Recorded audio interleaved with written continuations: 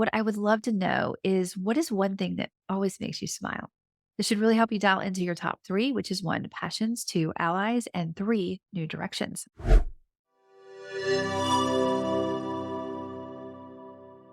Hi there. Before we get started today, I do have a special announcement about this podcast.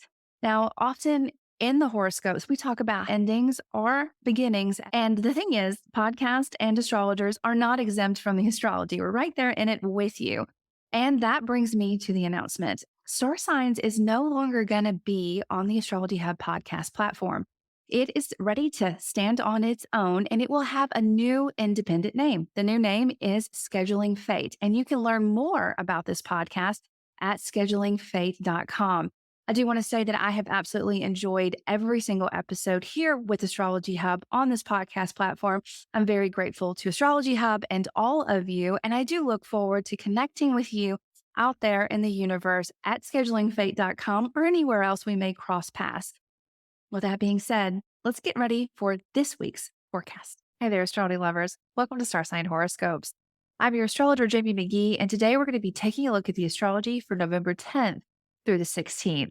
I do hope you're having a great week. Thank you so much for spending some of it with me. All right, so this week, communication can be a little bit challenging. Today, Mercury is going to move into Sagittarius and then square Saturn. Now, this is big idea energy that feels like it hit a brick wall. But in truth, that brick wall is a system and a structure or an idea that's really going to give you some long term support. So definitely keep that in mind as you work with that energy this week. I think that'll take away some unneeded stress and help you focus on solutions and not issues. Now, this week, we also have Mars and the Sun both opposing Uranus. Now, this can bring up some surprises or situations that you need to take action on, but it could also bring up some brilliant ideas. Definitely make it a point to think twice and then act with this energy. It's always good to let that settle. Whatever comes up, settle a bit first. Let your emotions settle, let your mind calm down, and then take action. Now, we also have new moon energy this week, a new moon in Scorpio. And we'll talk about where you can set some intentions and how you can work with it when we get to the signs.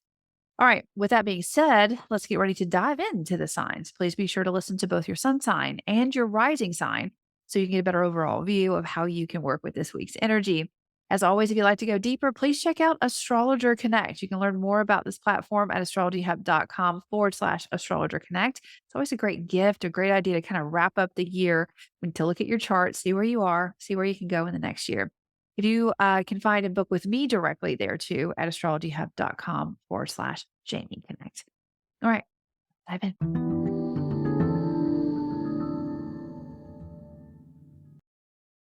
Hi, Cancer. Let's take a look at your week. Now, this week's new moon will highlight what you love without condition. This could be people, places, and things, including anything that you have created, a child of the mind, your entrepreneurship, your business. This is a really good time to dial into what is in your heart and what really matters to you and how you can support these things and really, share them with others, share them with the world. Now, on the other hand, your allies or the dream that you have could feel a little bit erratic this week. With this energy, it's always good to notice your first reaction and then follow that thread. Often, this will really help you understand where you stand on a matter at a soul deep level, and more importantly, what needs to change. Now, as Mercury moves into Sagittarius, you may find that your daily workflow picks up or expands, or that you hit maybe a few roadblocks when it comes up to your long term view or your goals. Though it may feel tense at times, trust that what you are learning is setting you up for success. A good foundation and clear communication are always the key to success. I hope you have a great week. I look forward to seeing you next time. Hey, all, this is Rick Levine, and I'm inviting you to join me in a new class on the Astrology Hub starting mid-November, starting November 14th. And this is going to be 4 Zoom classes of live chart interpretation, focusing on bringing the harmonic aspects down to earth. So we're going to step beyond the squares and trines and sextiles and oppositions into the magical world of quintiles, septiles, and even octiles and other strange tiles. But this course is a hands-on working with charts. I'll be doing 4 charts each class, a view of participants looking at the harmonic aspects, followed by an additional Q&A session Find out more information about this and or register at astrologyhub.com/harmonics. I'm Rick Levine, and I'll see you online.